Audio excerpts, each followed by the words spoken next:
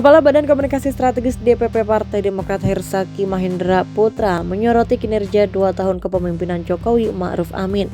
Menurutnya, sejak Indonesia dipimpin Jokowi dan Ma'ruf Amin, kondisi politik dan demokrasi Indonesia terus memburuk.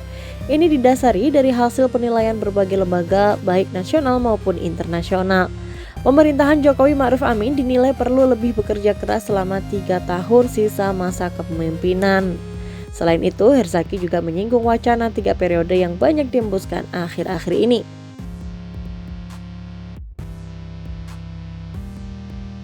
Jelas begini ya, pertama kita mesti sama-sama cermati. Baru saja SMRC juga merilis survei, ya kan, bahwa kondisi politik kita itu semakin memburuk. Ada berkurangnya orang yang merasa bahwa kondisi politik semakin baik. Secara drastis itu di survei itu disampaikan, dan orang yang menilai kondisi politik kita semakin buruk juga secara drastis meningkat. Nah ini satu kenyataan. Nah yang kedua adalah juga ada lembaga internasional, ada Freedom House yang terus memberikan indeks demokrasi kita terus turun, dan kita saat ini masih terjerembab di negara yang partly free atau hanya bebas sebagian aja gitu. Belum pernah mencapai ya indeks demokrasi seperti di era Bapak SBY, yaitu demokrasi yang bebas atau free. Ini menurut Freedom House.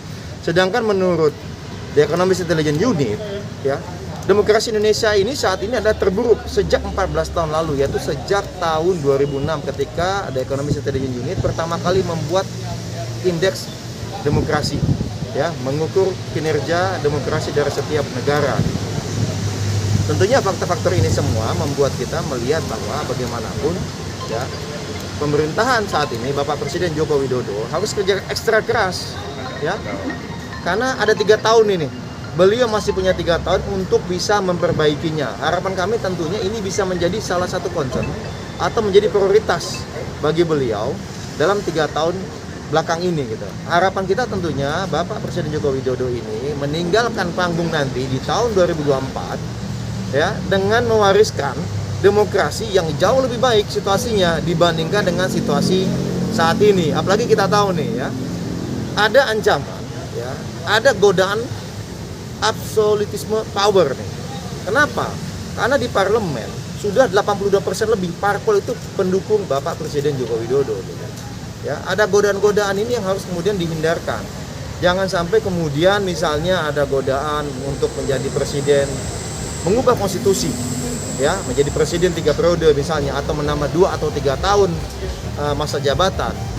Kemudian godaan itu diikuti, karena kalau beliau mau bisa kok ini. Dengan 82% ini memungkinkan sekali di parlemen ini gitu.